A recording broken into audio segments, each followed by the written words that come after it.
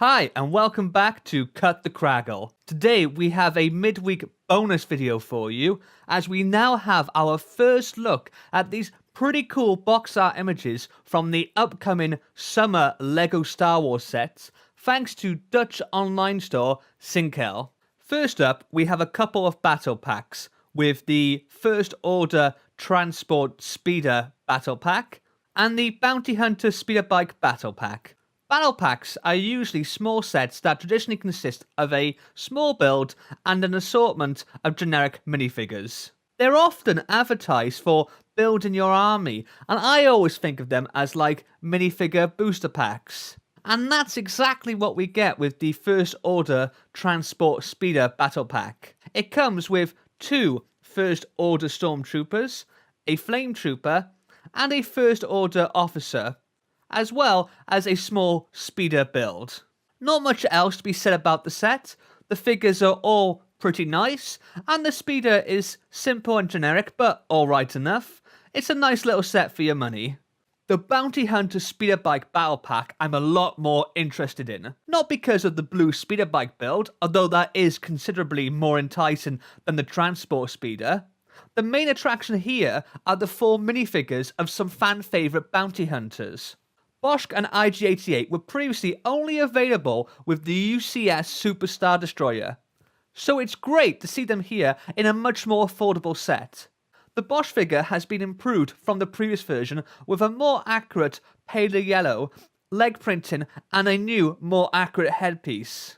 The Dengar minifigure is the same one that came with last year's Eclipse Fighter, a really nice detail figure, and again, it's great to be able to pick him up in a cheaper set. Lastly, we have Forlom, his first physical appearance as a minifigure.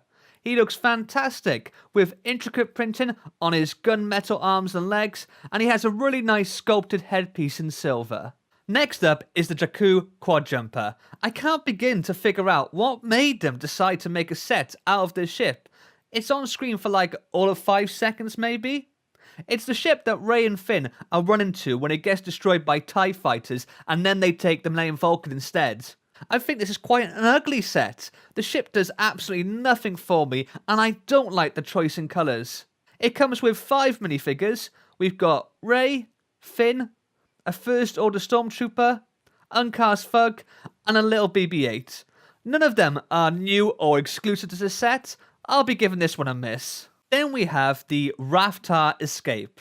I like that they've produced a new set around the scene as the vast majority of Star Wars sets revolve around the vehicles. It's quite a cool set, and as well as 2 Rathtars you get minifigures of Han, Chewie, Balatik and 2 generic security soldiers. Han and Chewie look the same as the ones that came with the Force Awakens Millennium Falcon, although Han does seem to have a new facial expression. The other 3 figures are new to this set. I don't really have anything bad to say about this set, it just doesn't particularly excite me enough to really want to part with the amount of money it's going to cost to buy it. From the Clone Wars we have the Republic Fighter Tank. This is actually a remake of an old set that came out back in 2008. They've upgraded the design with some of the new LEGO pieces that have come out in the years since the original model was released. That old set came with 2 clone troopers, but here we get just 1. Instead of the other clone trooper, we now get 2 battle droid figures and this really nice updated Ayla Secura minifigure. I think the last time she was available was back in 2010,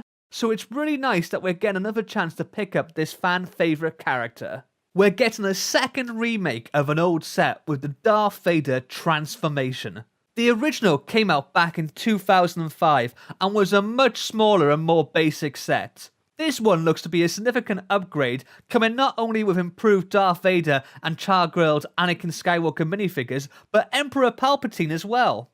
The scene build is much more elaborate than the old set, and this time comes with 3 different medical droids instead of just 1. I wasn't that fussed on this set when I first looked at it, most likely prejudice due to the fan-scarring nature of the scene it's based on.